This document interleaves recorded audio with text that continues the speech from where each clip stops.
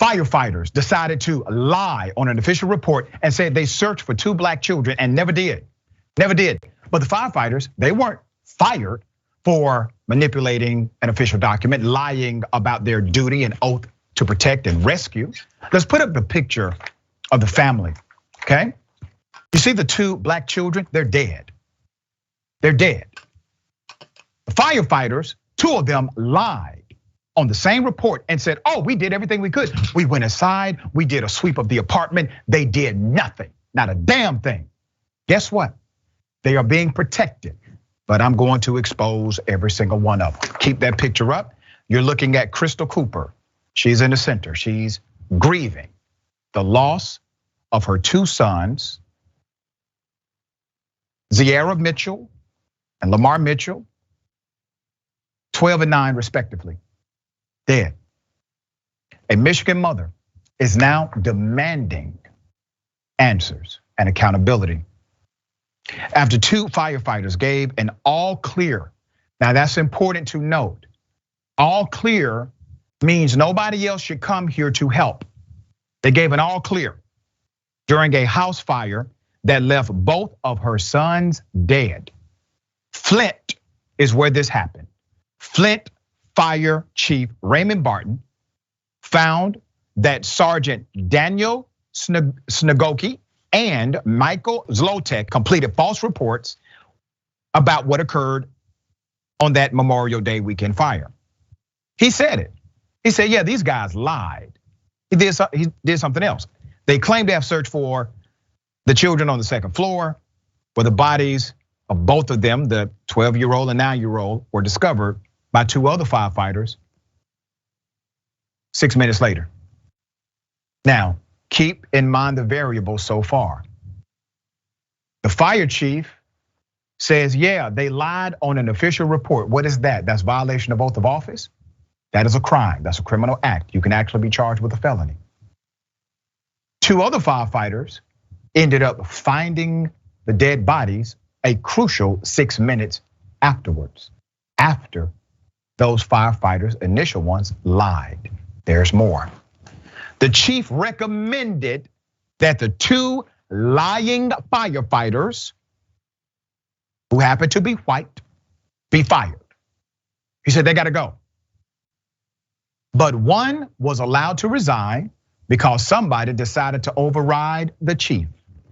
And the other was suspended for 2 weeks and received additional search and rescue training before returning to the job because somebody decided to override that decision by the chief as well. Now, the person who decided to override this wanted to remain top secret. But I got the goods, and we're gonna expose the individual who did it. There's more. Let's put up a picture of Miss Crystal Cooper, who was speaking at the Flint City Council meeting. This was on October 19th. She was speaking because she said there's something foul here. The child's mother, both of the children's mother, Crystal Cooper, took her fight of justice to the Flint City Council. Cooper said she wants the firefighters who neglected to search for her sons to face criminal charges, and that is exactly what we want as well. They were later carried out of the home by 2 black firefighters who took the time to actually do a search. Both of the children died days later after being airlifted to Detroit Children's Hospital. They committed a crime. For them to say they searched the house and they really didn't search the house, for them to be suspended with pay, they weren't dealt with properly, according to the mother when she addressed City Council. Ms. Cooper, I agree with you 100%. Zaire and Lamar were in the home when the fire started on May 28th. I'm taking you back to the historical element. The boys were spending the weekend with their father. A witness reported seeing smoke billowing from the side of the residential structure, and there was possible entrapment, according to a 911 audio obtained by ABC 12. According to accounts at the city council meeting, someone reportedly walked into the fire station where the smoke from the house could be seen about 200 feet away. Firefighters made the first call. So the two firefighters, Snagoki and Zlotek, were the first ones to respond. When they responded, what did they do? They decided to call off any other rescue efforts. They literally told people, we do not need any additional help. We have swept this place. It is clean. Everybody can move on with their lives. That's what they did. That's extreme. After performing the initial sweep of the home, they wrote in their reports that they entered the doorway of the bedroom where the children were found and used a thermal imaging camera to scan the room, and the results were negative. However, the firefighter whose team found the children after moving an air conditioning vent told the chief there was no way possible they entered the bedroom where the victims were found and missed them. No way possible that happened. The first child was found to the immediate left of the entrance of the room, and the other one was on the bed. In other words, if the firefighters would have simply walked into the room, if they would have simply walked into the room, they would have found them. Those children would possibly be alive right now, today. They did not get fired. They did not get charged. And one is still working. Barton wrote in the department's final investigative report that both of these firefighters, and I quote, knowingly made false reports in their incident write-ups. Just hard stop there. Knowingly made false reports in their investigative write-up. Felony. That's a felony charge. What else are we talking about at this point? Knowingly made false statements on an actual investigative document, violation of oath of office. You go to jail. They didn't. Their actions or inactions arise to disobedience according to FFD rules and regulations. And as such, their actions have impeded, injured, and hindered the progress, welfare, efficiency, and good name of the department. Now remember, this is the chief.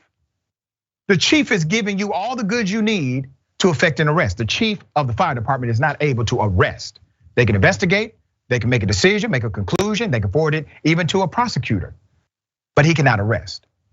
So he said everything on the record to make sure everybody was very clear about what he believed happened here. Who's protecting him? Put up his picture. You see this fella? He's the mayor. Sheldon Neely is the one protecting him. And I don't give a damn what your office say.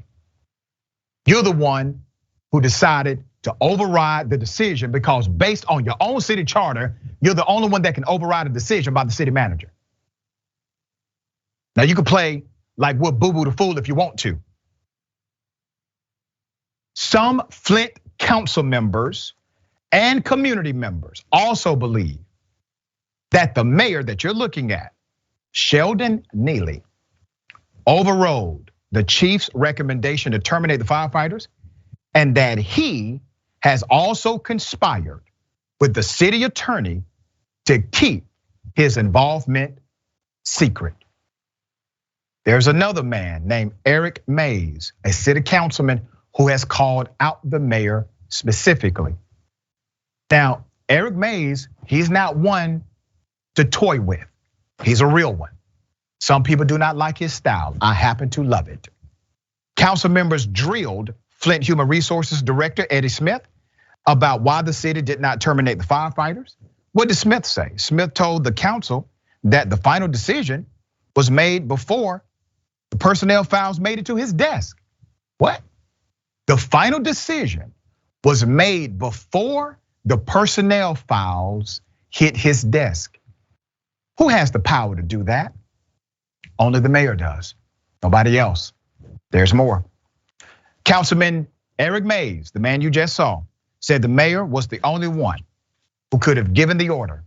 Community activist Arthur Woodson claims the mayor tried to keep the incident under wraps until after the election season. Cooper said an attorney she hired to help with the incident, a supporter of the mayor, asked her to do the same thing. She hires counsel to represent the best interest for her deceased children and getting justice for their deaths. The counsel, the attorney, who's a supporter of the mayor, says, let's just play politics right now. Let's do what the mayor is suggesting through his actions. Now, I bring up Eric Mays, the city councilman, because I know he will see this segment. Dear brother, you have fought vigorously for your community. You have got in the face literally of constituents. Hell, they even locked you up a few times. These children should be alive today. Your mayor's already gone. He'll sell out. There's no hope for him. Eric Mays is the same man who did this at one council meeting a few years ago. Here it is. I want this sent to the police. You ain't cracking me across my head. Well, you ain't gonna threaten nobody in no public meeting because your man don't want to answer an easy question. I'm gonna make a promise to you. You're not gonna interrupt this meeting threatening no elected official with no physical violence. I don't care what kind of suit you wear. Councilman Mays. I don't care what kind of suit you wear. Councilman Mays, you way out of order. You and to you're calm making down. your client look bad. Okay, I need that same spirit, councilman, as you continue to advocate for this family and expose the corruption that you know has already taken place. While some may disagree with this style, brother, I actually appreciate the fact you're not afraid to confront power. Check it when necessary. Mr. Neely said it would be political suicide if he let out that 2 young black boys were in this house and it was 2 white firefighters that gave an all clear. And those young boys were in that house for 6 minutes. 6 minutes, Woodson said.